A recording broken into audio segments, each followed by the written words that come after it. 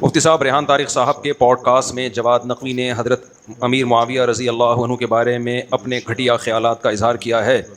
اس پر اہل سنت والجماعت کی طرف سے بھرپور رد عمل ریکارڈ کروایا جا رہا ہے اور قانونی کارروائی کا مطالبہ کیا جا رہا ہے. حضرت امیر معاویہ کو معاذ اللہ ناقابل تعظیم اور ناقابل تکریم قرار دیا ہے. اہل سنت والجماعت کا اس پر کیا موقف ہے؟ وہی موقف ہے جو اہل سنت والجماعت تنظیم کا موقف ہے. حضرت معاویہ رضی اللہ تعالیٰ عنہ کے لیے ایسے الفاظ انتہائی درجے کی توہین ہے. بھرپور سوشل میڈیا پہ آپ اہل سنت والجماعت کا ساتھ دیں, آواز اٹھائیں. دیکھو نبی کریم صلی اللہ علیہ وسلم نے ارشاد فرمایا کہ 7 آدمی قیامت کے دن اللہ کے عرش کے سائے میں ہوں گے. ان میں ایک رجلانی یتحابانی فی اللہ, جو صرف اللہ کے لیے محبت کرتے تھے. کوئی صحابہ سے اگر محبت کرتا ہے صرف کس کے لیے کرتا ہے؟ اللہ کے لیے, کیونکہ نبی کی زیارت کی, انہوں نبی کے ساتھی تھے ایمان کی حالت میں. اگر حضرت معاویہ فاسق فاجر ہوتے معاذ اللہ تو امام بخاری ان کے ساتھ رضی اللہ عنہ نہ لگاتے, ان کی حدیثیں نہ نقل کرتے. امام مسلم حدیثیں نقل نہ کرتے. امام ابو داؤد, تمام محدثین نے ان سے حدیثیں لی ہیں. کوئی بھی ان کو فاسق فاجر نہیں سمجھتا تھا. سیاسی اختلاف تھا تو سیاسی حد تک ہی اس کو رہنے دینا چاہیے. اس پہ ہم کئی بار بیان کر چکے ہیں. اب یہ الگ ٹاپک ہے, لمبا ٹاپک ہے. تو ہم کسی بھی قیمت پہ اس ملک میں صحابہ کی بے ادبی اور گستاخی برداشت نہیں کر سکتے. اس پہ بھرپور آواز اٹھائیں.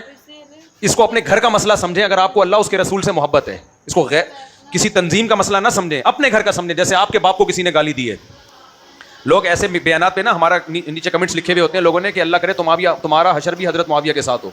اللہ کرے ہمارا حشر کس کے ساتھ ہو؟ حضرت معاویہ کے. کیوں؟ ہمیں پتہ ہے حضرت معاویہ کا حشر حضرت علی کے ساتھ ہوگا. کیونکہ جو الزام تم حضرت معاویہ پہ لگا رہے ہو نا, وہ الزام حضرت علی نے بھی نہیں لگائے ہیں. انہوں نے بھی اس جنگ کو سیاسی حد تک رکھا ہے. یہ تو حضرت علی کی محبت میں یعنی دعوی محبت ہے. میں بار بار کہتا ہوں نا, کچھ لوگ غلط کام کر رہے ہوتے ہیں, لیبل اس پہ بڑے اچھے اچھے لگا رہے ہوتے ہیں. صحابہ کو برا بلا کہنے کے لیے لیبل کس کا لگایا ہے؟ اہل بیت کی محبت. یہ لیبل غلط لگا رہے ہو. اہل بیت کی محبت اگر آپ کے دل میں واقعی ہوتی تو اہل بیت کو فالو کرتے. اہل بیت کبھی بھی اصحاب رسول کے خلاف نہیں تھے. سب سے زیادہ پروٹوکول سیدنا عمر کو حضرت علی نے دیا ہے, اور سب سے زیادہ پروٹوکول حضرت عمر نے حضرت علی کو دیا ہے. یہ دونوں بھائیوں کی طرح تھے, مشوروں میں شریک ہوتے تھے. تو حضرت علی کبھی برداشت کریں گے کہ کوئی سیدنا عمر کے خلاف زبان دراز کرے؟ یہ لوگ کر رہے ہوتے ہیں.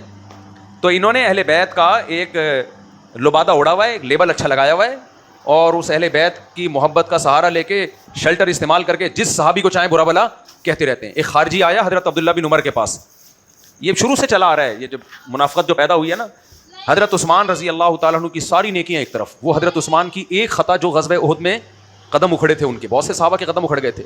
عبداللہ بن عمر سے پوچھتا ہے کہ حضرت عثمان غزوہ احد میں فرار ہوئے تھے کہ نہیں ہوئے تھے؟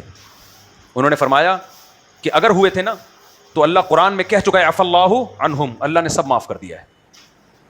مطلب تجھے اب وہ واقعہ اٹھانے کی ضرورت نہیں ہے.